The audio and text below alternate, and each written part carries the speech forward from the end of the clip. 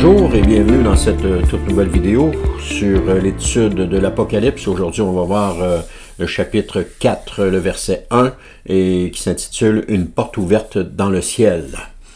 Apocalypse 4.1 marque un tournant majeur dans le livre de l'Apocalypse. Jusqu'ici, Jésus a parlé aux églises sur la terre, c'est ce qu'on a vu dans les derniers enseignements, les lettres aux 7 églises. Et maintenant, Jean reçoit une vision du trône céleste et des événements à venir. Et ce verset ouvre une nouvelle section du livre. Maintenant, l'accent se place de la condition spirituelle des églises vers la souveraineté absolue de Dieu et l'adoration céleste. On est dans un tout autre registre à ce moment-là. Il s'agit d'un changement de perspective, non plus de regarder les choses d'en bas, mais à travers le regard du ciel. Alors pour Jean, comme pour nous, cette ouverture marque aussi un appel à une transformation intérieure et à une redécouverte de la grandeur divine. Alors le premier point qu'on va voir ensemble, c'est l'invitation céleste. Jean écrit dans Apocalypse chapitre 4, verset 1, « Après cela, je vis une porte ouverte dans le ciel. » L'expression « après cela » marque la transition dans la vision. Jean passe de la scène terrestre à la scène céleste. Et lorsque le regard se lève, le cœur s'ouvre. L'émerveillement est perceptible dans cette phrase en disant « Et voici ». Ce n'est pas une découverte banale, mais une éruption soudaine de la gloire divine dans la conscience humaine. La porte ouverte symbolise un accès nouveau, une invitation à entrer dans les choses profondes de Dieu. Elle n'est pas matérielle, mais spirituelle. Jésus lui-même se présente comme la porte du salut. Il se présente comme étant la porte dans Jean 19. À l'église de Philadelphie, il avait dit « J'ai mis devant toi une porte ouverte que personne ne peut fermer. » Apocalypse chapitre 3, verset 8. Il dit encore, ici encore, nous voyons que Dieu tend la main, appelant son serviteur et toute l'Église à sortir de la passivité pour entrer dans une dimension nouvelle de communion. Le point 2, c'est la signification de la porte ouverte. Jean entend alors, et la voix que j'avais entendue me parler au début, qui résonnait comme une trompette, Apocalypse 4, verset 1. Cette voix est celle de Christ, déjà entendue dans Apocalypse chapitre 1, verset 10. Elle n'est pas douce ou ordinaire, mais puissante, claire, retentissante. Elle ressemble à une trompette. Donc c'est une voix qui affirme quelque chose. Et celle-ci étant un instrument biblique, la trompette, de proclamation, d'alerte ou de rassemblement.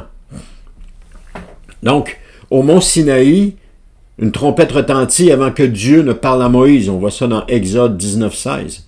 Dans 1 Thessaloniciens 4, 16 et 1 Corinthiens 15, 52, elle annonce le retour du Seigneur et la résurrection. Donc cette voix que Jean a entendue fait écho à toutes les époques. Elle éveille, elle interpelle, elle mobilise. Elle ne laisse jamais l'âme dans l'indifférence. Sur le champ de bataille, lorsque la trompette était entendue, c'était le signe soit d'aller à la guerre, ou lorsqu'ils étaient en train d'aller dans les combats, ou lorsqu'ils étaient dans les combats qu'ils entendaient la trompette, c'était le signe de cesser de revenir, de reprendre place. Donc, la trompette annonçait quelque chose. Elle avait une signification. Lorsque Jésus parle, il produit en nous un sursaut spirituel, une secousse salutaire qui nous ramène à l'essentiel. Lorsque Jésus parle, c'est toujours pour dire quelque chose d'important. La foi, parfois endormie par la routine ou les soucis, se remet en marche sous l'effet de cette voix vibrante, la voix de notre Seigneur, la voix de notre Sauveur. Le point 3, c'est l'appel à monter. Puis vient cet appel, monte ici, dans Apocalypse 4, verset 1. C'est une invitation personnelle, directe, urgente. Dieu ne veut pas seulement que Jean observe, mais qu'il participe. Il l'élève non pour fuir la terre, mais pour mieux comprendre le ciel. Et cet appel n'est pas une preuve d'un enlèvement qui se produirait avant la période des tribulations, comme certains l'affirment. Parce que le texte ne dit absolument pas ça, il ne mentionne pas ça, puis il ne représente pas ça non plus. Donc Jean est ravi en esprit et non physiquement. L'expression rappelle l'élévation de Moïse sur la montagne, on voit ça dans Exode 19, 20. Elle rappelle aussi l'expérience mystique de Paul dans le 3e ciel, dans 2 Corinthiens 12, 2. Donc, monte ici suggère un changement de niveau spirituel. Monter, c'est quitter la superficialité, c'est rompre avec la tiédeur, c'est entrer dans une communion plus profonde avec Dieu. Et cette montée est aussi un réveil. Elle invite à sortir de l'endormissement, à chercher plus haut, à voir plus loin. Alors Dieu nous appelle à nous hisser au-dessus du visible et à ne plus vivre à ras du sol spirituel, mais à nous nourrir des réalités éternelles. C'est Paul qui dit ça dans Colossiens. Attachez-vous aux réalités d'en haut. Il en va de la santé de notre foi comme du souffle de notre appel. Le point 4, l'appel des choses à venir. Enfin, la voix ajoute, et je te montrerai ce qui doit arriver après cela. Dieu ne révèle pas ici un simple agenda d'événements, mais une vision spirituelle de l'histoire sous son contrôle souverain. Apocalypse ne suit pas un calendrier linéaire. Elle présente des dessins divins dans une structure cyclique avec des retours, des symboles puis des appels à la vigilance. Ce que Jean va voir concerne à la fois les jugements, la victoire de l'agneau, la chute de Babylone, qui est le système corrompu de ce monde, et la venue du royaume.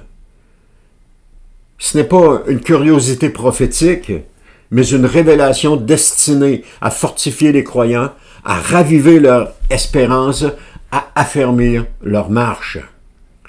Donc, en conclusion, la porte ouverte est un appel à voir la réalité céleste. Ce passage d'Apocalypse 1 n'est pas seulement une transition littéraire, c'est un appel à une transformation spirituelle. Une porte s'ouvre dans le ciel, mais encore faut-il oser lever les yeux. Dieu parle, mais encore faut-il tendre l'oreille. Il invite, mais encore faut-il répondre. Nous vivons dans un monde où les voix sont nombreuses, mais peu réveillent véritablement l'âme. La voix du Seigneur, elle a le pouvoir de faire naître un élan nouveau, une soif renouvelée, un amour ravivé. Et c'est lorsque nous contemplons la majesté de Dieu que nos cœurs se mettent à brûler à nouveau. Alors posons-nous cette question. Suis-je prêt à répondre à l'appel de Dieu pour voir au-delà de ce monde et marcher dans sa volonté? Suis-je prêt à m'élever intérieurement, à laisser l'Esprit me conduire vers une foi vivante et une adoration renouvelée?